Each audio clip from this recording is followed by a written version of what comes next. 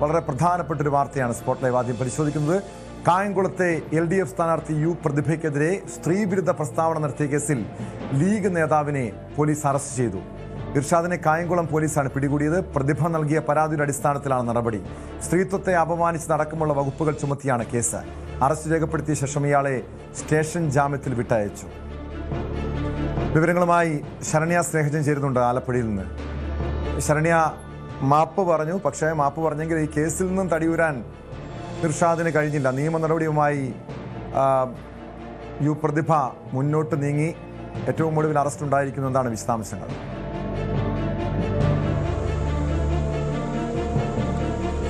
ടോമ, കഴിഞ്ഞ കുറച്ച് ദിവസങ്ങളായി വിവാദത്തിൽ ആയി നിൽക്കുന്ന ഒരു സംഭവമാണ് കായംകുളത്ത് യു പ്രതിഭ LDF സ്ഥാനാർത്ഥി യു പ്രതിഭയുമായി ബന്ധപ്പെട്ട് ലീഗ് നേതാവ് നടത്തിയ അസഭ്യ പ്രചരണം.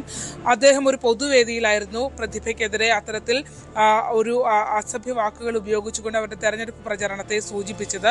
ഈ സംഭവത്തിൽ ഇന്നലെ ആലപ്പുഴ ജില്ലാ കളക്ടറുടെ നേതൃത്വത്തിൽ യോഗം ചേരുകയും ഇലക്ഷൻ കമ്മീഷൻ ഇതിനകത്ത് റിപ്പോർട്ട് ആവശ്യപ്പെട്ടിരുന്നു. ഇന്നലെ ഉച്ചയ്ക്ക് 1 മണിക്ക് മുമ്പ് റിപ്പോർട്ട് നൽകണമെന്നായിരുന്നു വരണാധികാരിയായ ആലപ്പുഴ ജില്ലാ കളക്ടറോട് നിർദ്ദേശം നൽകിയിരുന്നത്. അതിന്റെ അടിസ്ഥാനത്തിൽ IT വിദഗ്ധർ അടക്കമുള്ള ഒരു സംഘം ഈ ദൃശ്യങ്ങളടക്കം പരിശോധിക്കുകയും ഇതിനകത്ത് തെരഞ്ഞെടുപ്പ് പരിപാലന ചട്ടത്തിനകത്ത് പ്രശ്നം സംഭവിച്ചിട്ടുണ്ടെന്നും അതോടൊപ്പം തന്നെ ഇതൊരു ക്രിമിനൽ കുറ്റമാണ്, അതായത് ഇത്തരത്തിൽ അസഭ്യ വാക്കുകൾ അടക്കം ഉപയോഗിച്ചത് അതൊരു കൃത്രിമമായ വീഡിയോ അല്ല, മറിച്ച് അവിടെ സംഭവിച്ചതാണ് എന്നുള്ള ഒരു നിഗമനത്തിലേക്ക് അവർ എത്തിച്ചേരുകയും ചെയ്തു. തുടർന്ന് ജില്ലാ കളക്ടർ പോലീസിനോട് കേസെടുക്കാനായിട്ടുള്ള റിപ്പോർട്ട് കൈമാറിയിട്ടുണ്ടായിരുന്നു. അതുതന്നെയാണ് ഇലക്ഷൻ കമ്മീഷനും കൈമാറിയത്. ഇന്നലെ വൈകിട്ടോടുകൂടി യു പ്രതിഭ പരാതി നൽകുകയും പോലീസ് കേസെടുക്കുകയും ചെയ്തു. ലീഗ് നേതാവിനെ, മുൻ ലീഗ് നേതാവ് എന്ന് പറയുന്നത് അദ്ദേഹം ഇപ്പോൾ സസ്പെൻഷനിലാണ്, മുൻ ലീഗ് നേതാവിനെ കേസിന്റെ ഭാഗമായി സ്റ്റേഷനിൽ വിളിച്ചു വരുത്തി അവർക്ക് നോട്ടീസ് നൽകി സ്റ്റേഷനിലെത്തി അറസ്റ്റ് രേഖപ്പെടുത്തിയ ശേഷം വിട്ടയച്ചു. അസഭ്യ വാക്കുകൾ ഉപയോഗിച്ച് സ്ത്രീത്വത്തെ അപമാനിക്കൽ, ഒപ്പം തന്നെ തെരഞ്ഞെടുപ്പ് പെരുമാറ്റച്ചട്ടത്തിൽ ലംഘനം അടക്കമുള്ള കാര്യങ്ങൾ ചൂണ്ടിക്കാട്ടിയാണ് ഇർഷാദിനെതിരെ നടപടി ഉണ്ടായിട്ടുള്ളത്. ഒപ്പം തന്നെ ഈ സംഭവവുമായി ബന്ധപ്പെട്ട് ഇപ്പോൾ തെരഞ്ഞെടുപ്പ് പെരുമാറ്റച്ചട്ട ലംഘനം നടന്നിട്ടുണ്ടെന്ന് പറയുമ്പോൾ പോലും അതിനകത്ത് സ്ഥാനാർത്ഥിയായ ലിജുവിന് മറ്റു തരത്തിലുള്ള പ്രശ്നങ്ങൾ ഉണ്ടാവാനുള്ള സാധ്യതയില്ല എന്നാണ് പറയുന്നത്. കാരണം ലിജു ഉണ്ടായിരുന്ന ഒരു വേദിയിലല്ല അങ്ങനെ ഒരു സംഭാഷണം നടന്നിട്ടുള്ളത്. മറ്റ് കോൺഗ്രസിന്റെ മുതിർന്ന നേതാക്കന്മാർ ആരും തന്നെ ആ വേദിയിൽ ഉണ്ടായിരുന്നില്ല. പ്രാദേശികമായി പരിപാടിക്ക് മുമ്പുള്ള സമയത്ത് പ്രാദേശിക നേതാക്കന്മാർ ഉണ്ടായിരുന്ന ഒരു വേദിയിൽ വെച്ചാണ് അങ്ങനെ ഒരു സംഭാഷണം നടന്നിട്ടുള്ളത് എന്നുള്ളതാണ്. എന്തായാലും ഈ സംഭവത്തിൽ മറ്റ് ക്രിമിനൽ നിയമ നടപടിക്രമങ്ങളിലേക്ക് പോലീസ് കടന്നു. എന്തായാലും മാതൃകാപരമായ നടപടി തന്നെയാണ് പോലീസിൻ്റെ ഭാഗത്തുനിന്നുണ്ടായത്. ഇത് ഏത് സ്ത്രീനെയാണെങ്കിലും, ജനപ്രതിനിധി അല്ല ഏത് സ്ത്രീനെയാണ് ഈ രീതിയിൽ അധിക്ഷേപിക്കുന്നത് തെറ്റാണെന്ന് തുറന്നു പറയേണ്ടി തന്നെ വരും. നമുക്കറിയാം, ഈ സമീപകാലത്ത് നമ്മുടെ രാഷ്ട്രീയ രംഗത്ത് ഈ രീതിയിലുള്ള പ്രസ്താവനകൾ, സ്ത്രീകളെ അധിക്ഷേപിക്കുന്ന, വ്യക്തിപരമായി അധിക്ഷേപിക്കുന്ന പ്രവണതകൾ ഏറി വരുന്നുണ്ട്.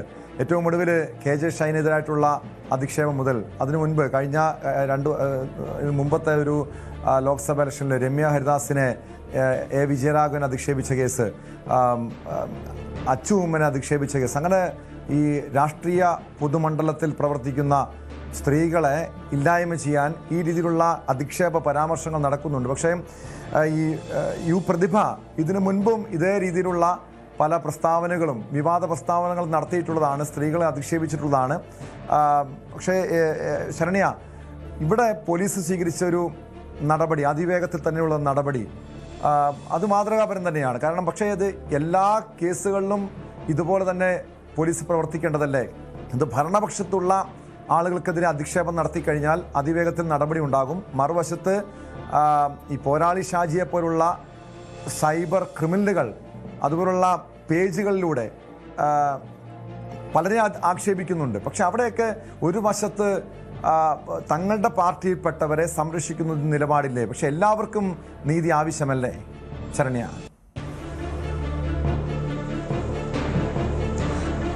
ടോമ, ഈ സംഭവങ്ങളൊക്കെ നടക്കുമ്പോൾ ആലപ്പുഴയിൽ തന്നെ കഴിഞ്ഞ തവണ യു പ്രതിഭയ്ക്കെതിരെ മത്സരിച്ചിരുന്ന അരിത ബാബു ഫേസ്ബുക്കിൽ കുറിച്ച ചില വരികളുണ്ടായിരുന്നു. അവർ പറഞ്ഞത് കഴിഞ്ഞ തിരഞ്ഞെടുപ്പ് കാലത്ത് ഏറ്റവും കൂടുതൽ ആക്ഷേപിക്കപ്പെട്ട ഒരു പെൺകുട്ടിയെന്ന് തന്നെ പറയാം. അരിത വളരെ ചെറുപ്പമായൊരു ആളായിട്ടാണ് ആ സമയത്ത് അരിത തെരഞ്ഞെടുപ്പിലേക്ക് കടന്നു വരുന്നത്. പക്ഷേ അവരുടെ ഒരു പാൽക്കാരി പെൺകുട്ടി എന്ന് പറഞ്ഞുകൊണ്ട് അവരെ ആക്ഷേപിച്ച് സൈബർ ഇടങ്ങളിൽ നടത്തിയ, അത് നേരിട്ട് അവരുടെ തൊഴിലിനെ പറഞ്ഞും മറിച്ച് അശ്ലീല ചുവയോടുകൂടി അവരെ ആക്രമിച്ചും നടത്തിയ പരാമർശങ്ങൾ ആ ഘട്ടത്തിലുമൊക്കെ ഇവരെല്ലാവരും ഉണ്ടായിരുന്നു എന്നുള്ളത് യാഥാർത്ഥ്യമാണ്.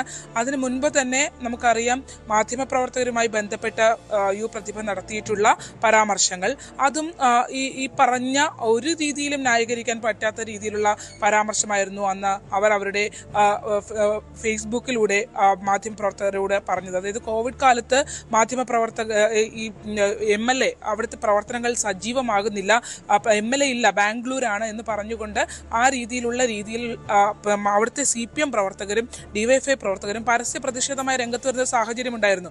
അങ്ങനെ പരസ്യ പ്രതിഷേധമായി സ്വാഭാവികമായും പാർട്ടി അംഗങ്ങൾ തന്നെ രംഗത്ത് വരുമ്പോൾ അത് വാർത്തയാവാറുണ്ട്. ഞാൻ ഉൾപ്പെടെയുള്ള മാധ്യമപ്രവർത്തകർ അന്ന് ആലപ്പുഴയിൽ നിന്ന് ആ സംഭവം വാർത്ത നൽകിയതാണ്, ന്യൂസ് 8 ഉൾപ്പെടെ റിപ്പോർട്ട് ചെയ്തതാണ്. അന്ന് MLA നടത്തിയൊരു പ്രതികരണം എന്ന് പറയുന്നത് വളരെ മോശം പ്രതികരണമായിരുന്നു യു പ്രതിഭയുടെ ഭാഗത്തു നിന്ന് ഉണ്ടായത്. അവർ പറഞ്ഞത് മാധ്യമം ഇങ്ങനെ ചെയ്യുന്ന വാർത്ത ചെയ്യുന്ന ഇങ്ങനെ ഒരു തൊഴിലെടുക്കുന്നതിന് പകരം വേശ്യാവൃത്തിക്ക് പോകൂ എന്നായിരുന്നു അവർ അന്ന് ഒരു MLA ആയ ഒരാൾ നവമാധ്യമത്തിലൂടെ വീഡിയോയിലൂടെ നേരിട്ട് വന്ന വീഡിയോയിലൂടെ വിവാദ പരാമർശം, യു പ്രതിഭയുടെ വിവാദ പരാമർശം ഒന്ന് കേൾക്കാം. കാരണം ഇത് ഈ യു പ്രതിഭയ്ക്കെതിരായിട്ടുള്ള പരാമർശം തെറ്റ് തന്നെയാണ്. പക്ഷേ അവർക്കും എന്തും പറയാനുള്ള ലൈസൻസ് ഇല്ല. ഇതുപോലെ സ്ത്രീകളെ, ശരണ്യ ഉൾപ്പെടെയുള്ള ആലപ്പുഴയിൽ ജോലി ചെയ്യുന്ന മാധ്യമപ്രവർത്തനം നടത്തുന്ന വനിതാ മാധ്യമപ്രവർത്തകരെ അടക്കം അധിക്ഷേപിച്ചിട്ടുള്ള വ്യക്തിയാണ് യു പ്രതിഭ MLA. എന്താണ് പ്രതിഭ അന്ന് പറഞ്ഞതെന്ന് കേൾക്കാം. മാധ്യമപ്രവർത്തകരോട് എനിക്ക് ഒന്നേ പറയാനുള്ളൂ, ഇതിലീ ഭേദം ശരീരം വിറ്റ് ജീവിക്കുന്നതാണ്. ആണായാലും പെണ്ണായാലും ദയവ് ചെയ്ത് നിങ്ങൾക്ക് വേറെ വാർത്തയൊന്നും ഇല്ലേ കൊടുക്കാനായിട്ട്? ഷെയിം, പിറ്റിയും. ശരണ്യ, ഇത് ഒരു സ്ത്രീയെയും അല്ലെങ്കിൽ ഒരു വ്യക്തിയെയും ഈ രീതിയിൽ അധിക്ഷേപിക്കാൻ പാടില്ല. യു പ്രതിഭയ്ക്കെതിരെ ഇർഷാദ് നടത്തിയത് ഗുരുതരമായിട്ടുള്ള തെറ്റ് തന്നെയാണ്, വീഴ്ച തന്നെയാണ്. പക്ഷെ ഞങ്ങൾക്ക് എന്തും പറയാം. പക്ഷെ ഞങ്ങളെ പറഞ്ഞു കഴിഞ്ഞാൽ അത് തെറ്റാണ്, അത് വിമർശിക്കപ്പെടും, അതിനെതിരെ പ്രതിഷേധം ഉയരും എന്നൊരു ചിന്തയാണ്. അതാണ് എതിർക്കപ്പെടേണ്ടത്, അതും എതിർക്കപ്പെടേണ്ടതല്ലേ?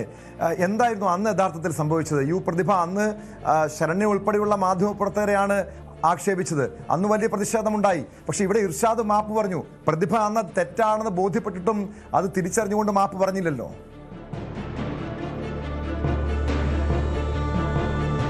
നിയമം എല്ലാവർക്കും ഒരുപോലെയാണ് ടോമ.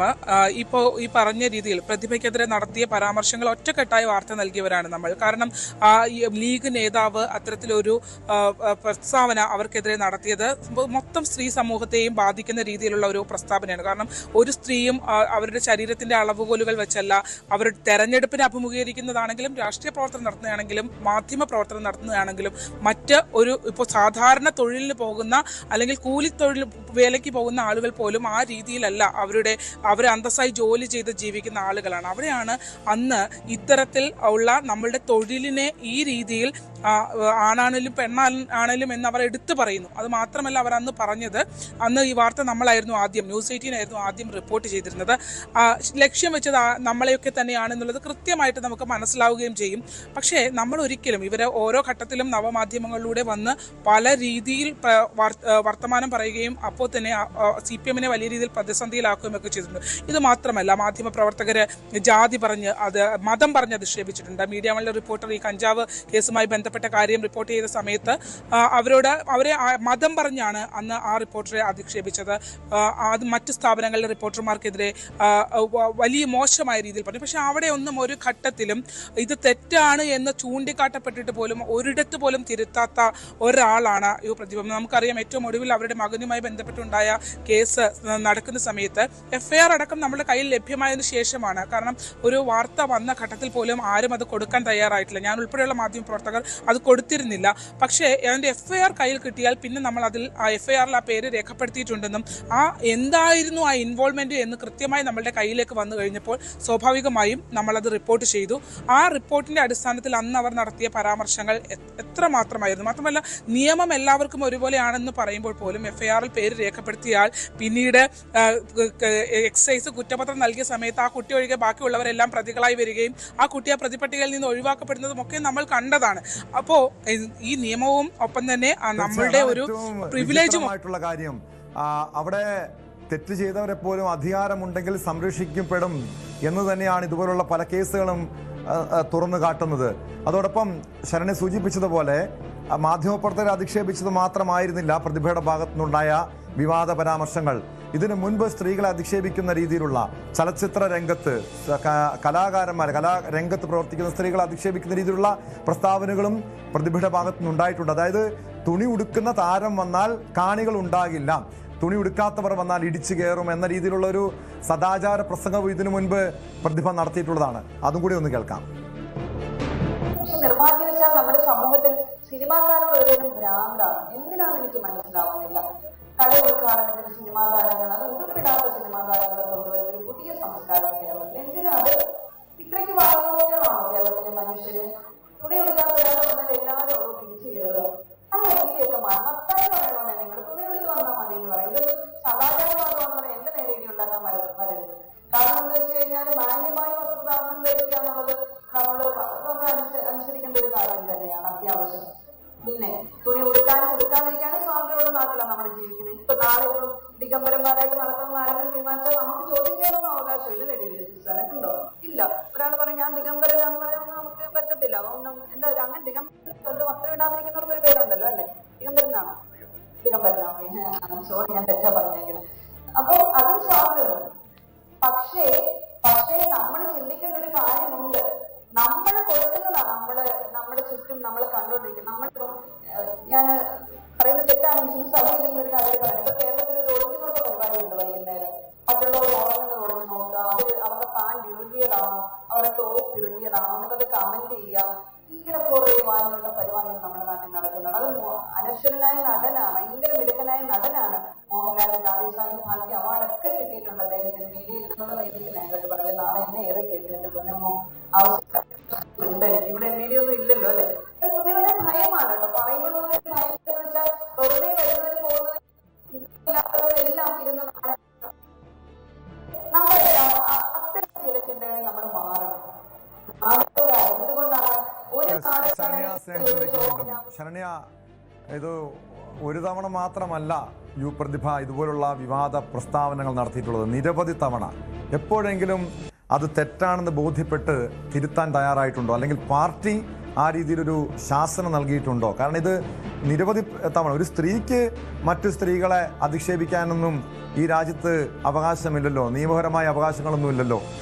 പക്ഷേ ഇത് തുടർച്ചയായി ഇതേപോലെ യു പ്രതിഭയുടെ ഭാഗത്തുനിന്ന് അധിക്ഷേപ പരാമർശങ്ങൾ ഉണ്ടായിട്ടുണ്ട്. പക്ഷേ പ്രതിഭയ്ക്കെതിരെ ഉണ്ടായപ്പോൾ അവിടെ ഇരവാദം മുഴക്കുന്നു. അതിൽ കൃത്യമായ രാഷ്ട്രീയമില്ലേ? മാത്രമല്ല, ഇതെങ്ങനെയായിരിക്കും കായംകുളത്ത് ഈ വരുന്ന തെരഞ്ഞെടുപ്പിൽ പ്രതിഫലിക്കുക?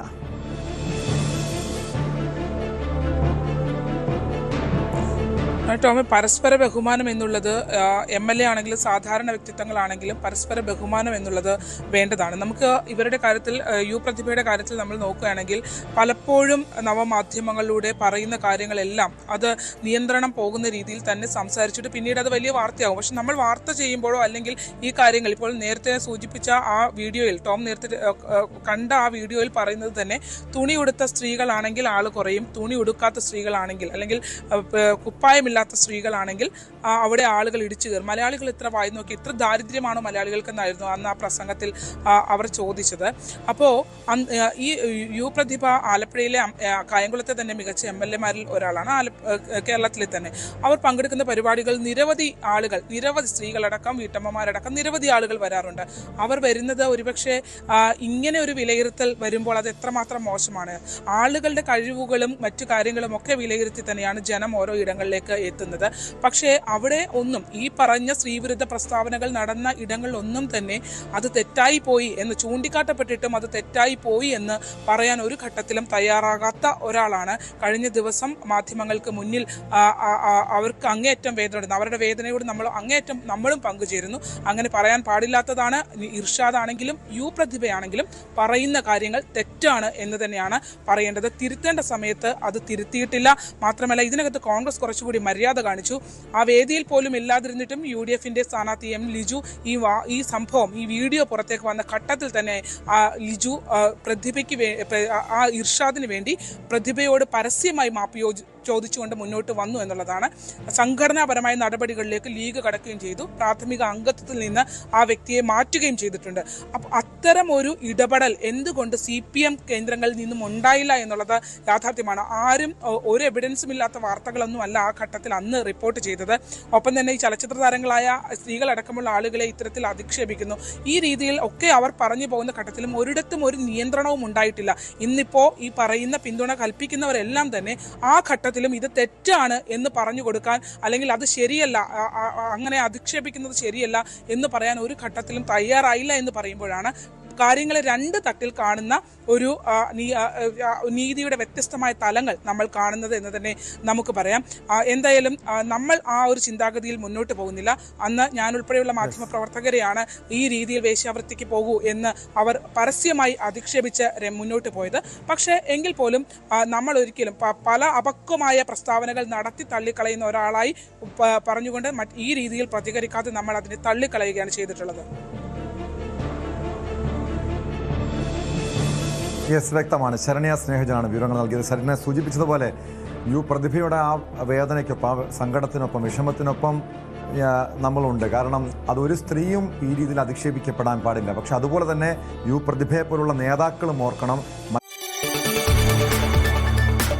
കൂടുതൽ വാർത്തകൾക്ക് news 18 Keralam YouTube channel subscribe ചെയ്യുക.